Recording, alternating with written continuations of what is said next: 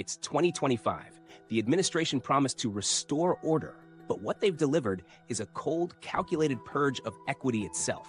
Day one, and the Trump administration didn't just roll back DEI, it obliterated it. Gone are the equity action plans. Gone are the DEI officers. Gone are the protections that offered even a shred of opportunity for Black and brown communities, for women, for LGBTQ+ people. With one executive order, federal agencies were ordered to erase every trace of diversity, equity, and inclusion. Every initiative, every grant, every piece of institutional memory dedicated to repairing generations of harm. But that's not all. In the same breath, Trump's administration reprioritized civil rights enforcement, but only for one group, white-presenting Jewish Americans. While protections for the rest were being torched, Trump expanded federal policing powers to combat anti-Semitism, warned that foreign nationals attending pro-Palestinian protests could be deported, and unleashed the DOJ on campuses, not to protect all marginalized students, but to shield a politically favored group. So what does civil rights mean now?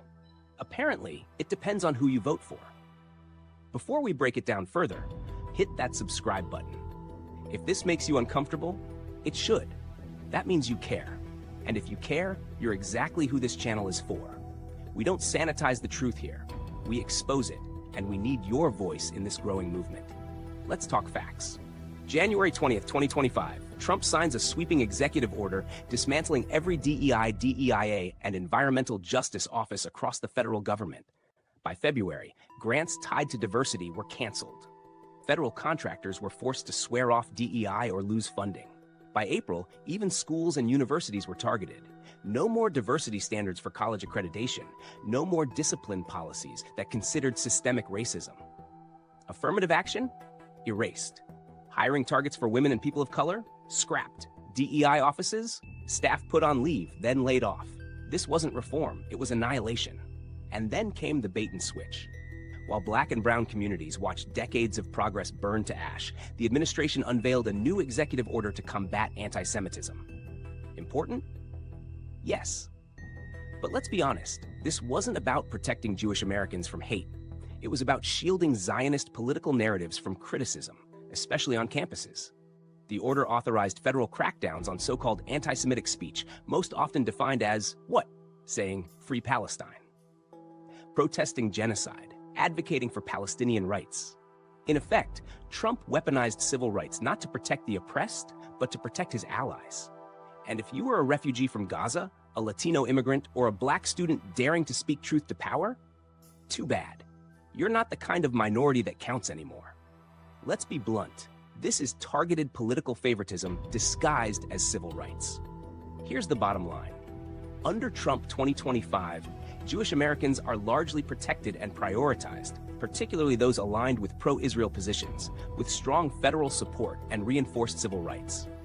In contrast, Black and brown Americans face a rollback of protections, especially through the dismantling of DEI, diversity, equity, and inclusion initiatives, leading to a lack of federal prioritization and weakened civil rights safeguards. It's not equal protection under the law, it's special protection for some, systemic abandonment for others.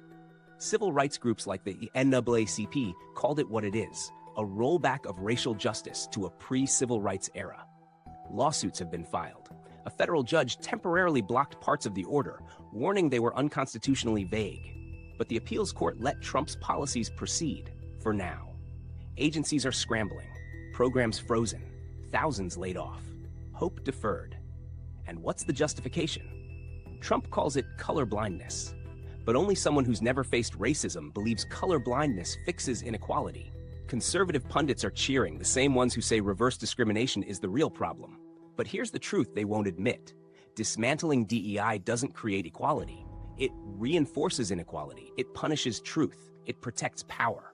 This isn't about equality or justice.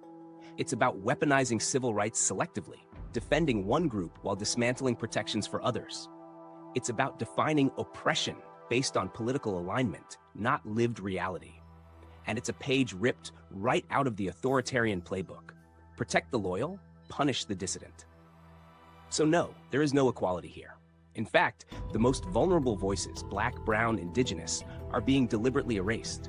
And that should terrify anyone who still believes in justice for all. So like, share, and subscribe, because the only way to fight back is to stay informed, stay loud, and stay united.